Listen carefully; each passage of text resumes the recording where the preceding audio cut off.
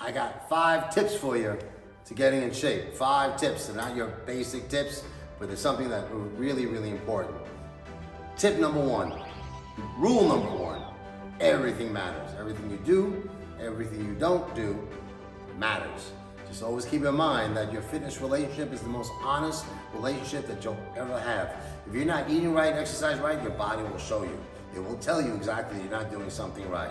So don't try to kid yourself. Say, oh, I'm eating perfect and I haven't lost the weight, or I'm eating really, really well and my body's not, getting leaner.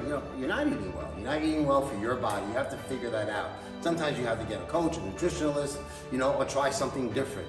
A lot of people do the same exact thing and they're expecting different results. That's the definition of insanity. So that's really, really important. You need to know that whatever you do, you wake up, you hit the snooze button. Up to you. Whether you drink that water, you don't drink that water. All these things are going to matter, you know what I mean? And another thing is that a lot of these things are very easy to do, but they're also easy not to do. So always remember, tip number 1, everything that you do matters. Whether you do it or not, whether you do it well or not, it's going to matter. That's tip number 1. Tip number 2.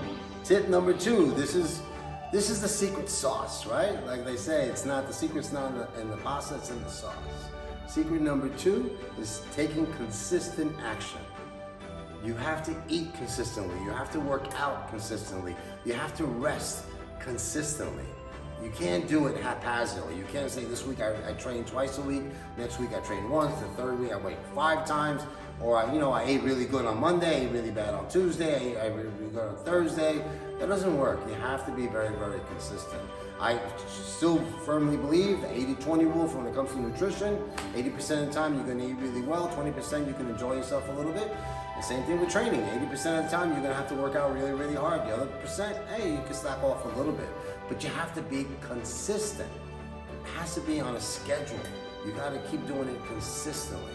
You have to drink the water consistently. You have to go to bed, consistently at the same time. Wake up consistently at the same time. You can't have this crazy, crazy schedule. And you say, oh, my job. Well, figure it out. You're an adult. Figure it out. You can do this. If you want it bad enough, you can do this. Because if you don't want it bad enough, you'll make an excuse like you're making right now. So cut the bullshit. Cut the excuses and figure out what you need to do. Make a plan. Get the people around you, your loved ones, your family, your friends, your training partner, whatever it is, let's figure this out and let's come up with a schedule that's going to work for everyone. I know you can do it. I know it in my heart. Tip number 3, baby. Tip number 3, have patience. Kind of goes with number 2, being consistent. You got to have patience. Nothing's going to happen overnight. You're not going to see dramatic results overnight. I see so many people get on the scale right away and they don't lose any weight, or they haven't, they're not having bulging muscles, they don't have their 6-pack yet, whatever the goal is, you got to have patience and you have to trust the process. This is a long-term thing. And I really suggest that you try to figure out something that you can be able to stay on for most of the rest of your life. Because if you don't follow a meal plan that you can do consistently, and you're okay with it, you're happy with it, you're going to gain the weight right back. We don't want to do that. You have to figure out a workout plan and say, hey, this is a workout plan that I can kind of do consistently for the rest of my life. There are different times you might want to intensify your training. Maybe there's an event that you want to do, there's a special event that you want to accomplish or a goal that you want to set. That's fine. But you're going to say, hey, you know what, for the rest of my life, I'm going to be training 4 times a week, 5 times a week. I'm going to do something athletic. I'm going to move my body, fitness-wise, for my health, 5 times a week. That's what I do. It has now become a habit. Like you wake up in the morning, you brush your teeth, you go for a 10-minute walk after dinner. You wake up and you go and you work out on an exercise bike, or you go to the gym, 3 or 4 times a week. You make your schedule, and this is exactly what you do. And everybody around you understands that as well. And that's where you get the benefits from. So you have to be consistent, and you have to have faith in the long term. Tip number 4, baby. Tip number 4, do gang signs. So small changes add up to big benefits.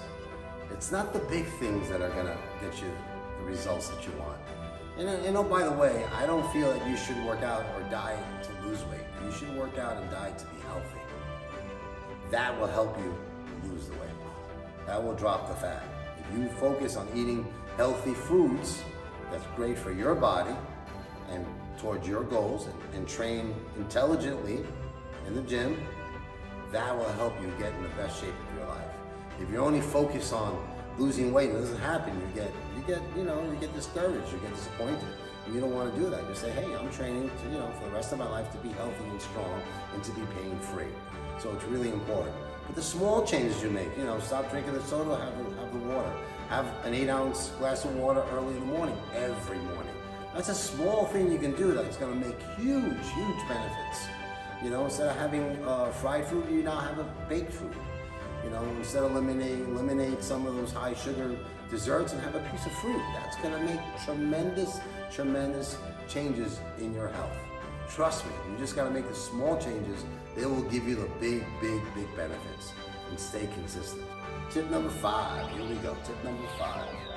Your diet consists of a lot more than what you eat.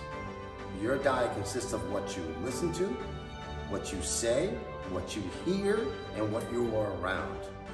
So if you're around people that are negative, that's part of your diet. That's some of your psyche's listening to that. It's also about your self-talk, how you talk to yourself. If you talk to yourself that I'm fat, I'm out of shape, I'm stupid, I'm ignorant, I can't get this done, I'm old, I'm beat up, I'm too short, I'm too tall, all these things, it's all negative talk, your body's gonna react to that. This is super important. Super important. You have to know exactly who's around you, whatever you listen to. If you listen to the news every day and there's chaos going on all the time, it brings your energy down. You don't need that in the morning. You don't need that any part of the day. So make sure that you're listening to the right things. Make sure you're reading the right things. You are reading, aren't you? You are reading to educate yourself further, learn new things. And if you got those negative people in your life that are not going in the direction that you want to go, you're going to have to kick them to the curb and get rid of their asses. You don't need that. So remember, your diet's not just what you eat. It's all the above. What you see, what you hear, what you listen to, and what you say. Very, very important. And here's a bonus. Here's a bonus from me to you. I had 5 tips. Here's number 6. None of this is going to work if you don't focus on it. If you don't make an effort on it. Focus, focus, focus. One of the words that Bill Gates said, what made him so successful in his area, it was like he focused. He focused. That was it. They wrote the word focus. That's the one thing that you can do. You need to focus on your training. You need to focus on your nutrition. You need to focus on your recovery. You need to focus on your mind, having the proper mindset. That's why it's important to read good material. That's why it's good to read books that are going to educate you and give you new perspectives and open up your brain a little bit. So keep in mind, guys, these are the tips that you need to really get in shape. It's not always about calories. It's not about how much time you spend in the gym or intensity. It's about having the proper mindset, staying consistent, and believing what you can do, and have that faith that you're going to get there. Have a great day, and I'll talk to you guys soon.